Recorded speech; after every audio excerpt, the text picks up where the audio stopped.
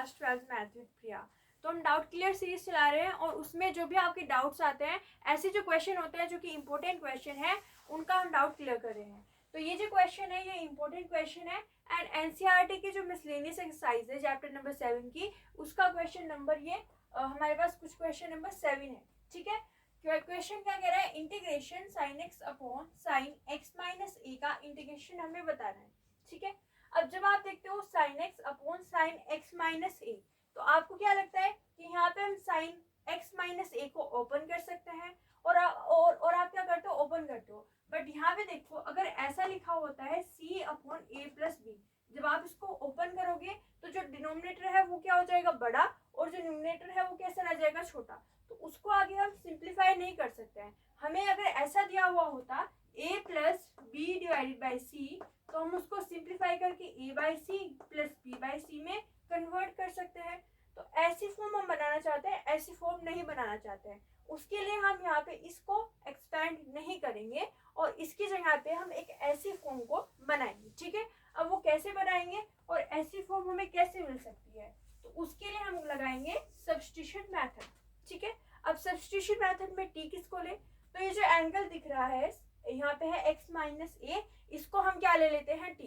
तो यहाँ पे हम लगाते हैं सब्स्टिट्यूशन एंड x माइनस ए को ले लेते हैं t। ठीक है, अब x माइनस ए को क्या लिया है t, तो डिफरेंशिएशन कराएंगे both side with respect to x। तो यहाँ पे क्या कराएंगे, differentiation both side with respect to x, both side with respect to x। ठीक है, तो यहाँ पे हम क्या करेंगे, डिफरेंशिएशन x क्या है, इसका डिफरेंशिएशन किसके रिस्पेक्ट में करना है, x के रिस्पेक्ट में।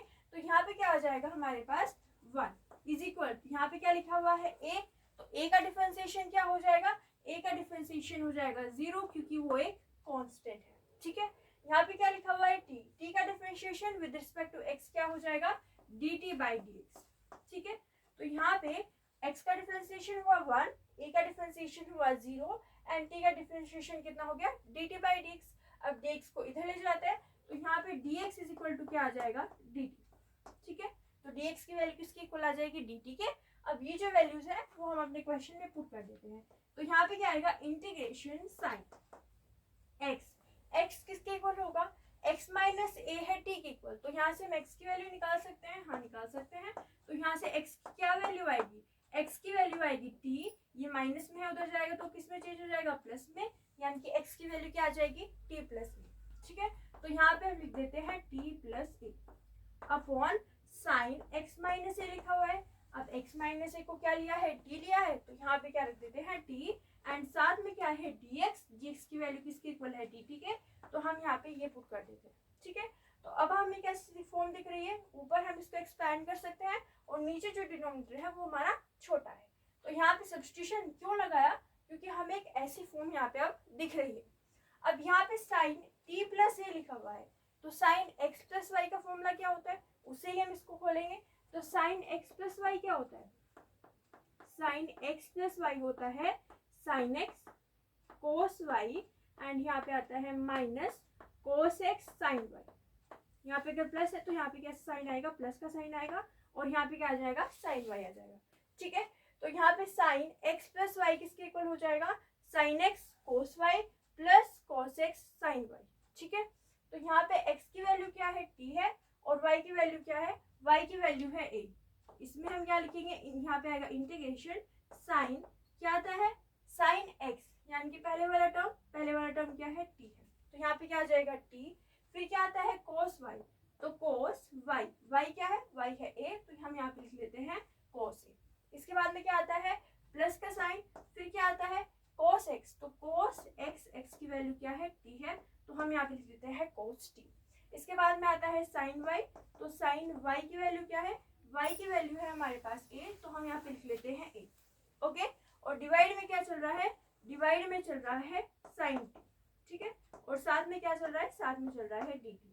ओके, तो हमने यहाँ पे क्या किया, इसका फॉर्मूला लिखा, sine a cos b plus cos a sine. ठीक है, तो यहाँ पे इस तरीके से हमने इस फॉर्मूले को यूज किया, साइन x प्लस वाई का फॉर्मूला जो है हम यहाँ पे यूज कर रहे हैं। अब ये जो डिनोमिनेटर है इसको हम क्या कर सकते हैं, यहाँ पे सेपरेट कर सकते हैं। अगर ऐसा लिखा हुआ होता है a plus B divided by C, तो उसको a by C plus b by C लिख सकते हैं। इस तरीके से हम इसको क्या कर देंगे, सेपरेट। ठीक है, तो यहाँ पे क्या आएगा, यहाँ पे आएगा integration sine t cos a divided by sine t. ठीक है, और प्लस में क्या आएगा हमारे पास, plus cos t sine a. तो यहाँ पे आएगा plus cos t sine a and इसके डिवाइड में क्या आ जाएगा, साइन टी। ठीक है, और साथ में क्या चल रहा है, डी टी। तो हमने इसको क्या कर दिया है, सेपरेट कर दिया है। अब आगे सॉल्व करते हैं और आगे सॉल्व करके क्या मिलता है, चलिए वो देखते हैं। ठीक है, तो ये हमारे पास फॉर्मूला है साइन एक्स प्लस वाई का। तो यहाँ पे क्या आएगा, यहाँ पे है हमारे पास इंटीग्रेशन साइन टी है और यहाँ पे भी क्या लिखा हुआ है, साइन टी। तो साइन टी से साइन टी क्या हो जाएगा, कैंसिल आउट। यहाँ पे क्या मिलेगा, कोस ए। तो हमें यहाँ पे क्या मिल रहा है, कोस ए मिल रहा है। ओके, यहाँ पे क्या लिखा हुआ है, प्लस, और यहाँ पे क्या है, कोस, यहाँ पे क्या है, कोस टी साइन ए अपॉन साइन टी। तो cos t upon sine T क्या हो जाएगा, कोट टी। तो हम यहाँ पे क्या लिख देंगे, कोट टी एंड साथ में क्या लिखा हुआ है, साथ में लिखा हुआ है साइन ए। ठीक है, तो हम यहाँ पे लिख देंगे साइन ए और साथ में क्या चल रहा है, साथ में चल रहा है डी टी। ओके, तो हमने यहाँ पे साइन टी से साइन टी कैंसिल कर दिया, इसको लिख दिया कोट ए और साथ में क्या है, साइन ए है। अब इंटीग्रेशन को सेपरेट कर सकते हैं तो सेपरेट कर लेते हैं। यहाँ पे क्या आएगा, इंटीग्रेशन कोस ए, यहाँ पे क्या आ जाएगा, डी टी प्लस इंटीग्रेशन इसके साथ सेपरेट करेंगे तो integration cot t sine a. तो यहाँ पे आएगा cot t sine a and साथ में क्या है, डी टी है। ओके, अब ए जो है वो एक कांस्टेंट है, तभी तो हमने उसका डेरिवेटिव क्या कर दिया था, 0। तो उसका अगर हम साइन ले या कोस ले, वो भी कैसा होगा, कांस्टेंट। तो कोस ए क्या हो जाएगा, कांस्टेंट। दैट मीन्स वो इंटीग्रेशन से बाहर कर सकते हैं। तो यहाँ पे क्या आएगा, कोस ए इंटीग्रेशन से बाहर। इंटीग्रेशन किसका हो जाएगा, इंटीग्रेशन हो जाएगा dt का। ठीक है, तो यहाँ पे आएगा हमारे पास dt प्लस इसका साइन, ए का साइन भी कैसा हो जाएगा, कांस्टेंट। तो इसको हम क्या कर सकते हैं, बाहर, यानी कि साइन ए जो है इंटीग्रेशन से बाहर आ जाएगा एंड यहाँ पे आएगा इंटीग्रेशन कोट टी डी।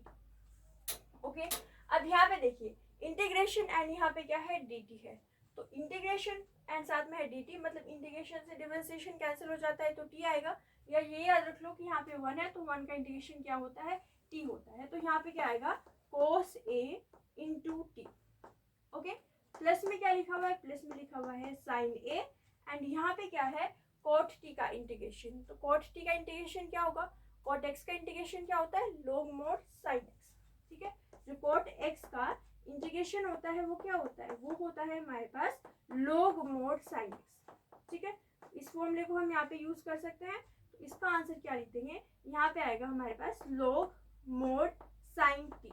ठीक है, इसका हमारे पास इंटीग्रेशन क्या आ गया, log mod sin t आ गया। ठीक है, अब ये जो t है वो हमने खुद से माना, यानी कि हमें इसकी क्या वैल्यू पुट करनी पड़ेगी, जो हमने मानी थी। ठीक है, यानी कि जो t की वैल्यू है वो हम यहाँ पे क्या कर सकते हैं, पुट कर सकते हैं। तो पुट कर देते हैं, यानी कि यहाँ पे आएगा cos a इंटू, यहाँ पे क्या है t, तो t की वैल्यू क्या है, x माइनस a। तो हम यहाँ पे x माइनस a पुट कर देते हैं। ठीक है, प्लस में क्या है, साइन a है। ओके, एंड यहाँ पे क्या है, log mod sin t। तो t की वैल्यू क्या है, t की वैल्यू है हमारे पास x माइनस a। ठीक है, तो t की वैल्यू पुट कर देते हैं x माइनस a एंड यहाँ पे क्या आएगा, प्लस में आएगा c। ठीक है, तो प्लस में क्या चल रहा है, c, क्योंकि इंटीग्रेशन हो चुका है। अब ये जो x माइनस है इसकी हम मल्टीप्लाई कर सकते हैं। तो थोड़ा सा हम इसको सिंप्लीफाई कर लेते हैं, वैसे हमारा आंसर आ चुका है। अब इसको थोड़ा सा सिंप्लीफाई करते हैं। तो cos a की मल्टीप्लाई किससे हो जाएगी, x से हो जाएगी। फिर माइनस है, cos a की मल्टीप्लाई किससे होगी, a से। तो यहाँ पे क्या आएगा, minus cos a into a, या पहले a को लिख लेते हैं। तो यहाँ पे आएगा a इंटू cos a। ठीक है, तो cos a into x minus a into cos a। इसके बाद में क्या लिखा हुआ है, plus sine a into log mod sine x minus a and plus में क्या है, प्लस में है c। ओके, अब ये जो वैल्यू आपके पास लिखी हुई है ये क्या है, ये कांस्टेंट वैल्यू है, क्योंकि a कांस्टेंट है तो ये पूरी वैल्यू कैसी हो जाएगी, कांस्टेंट वैल्यू।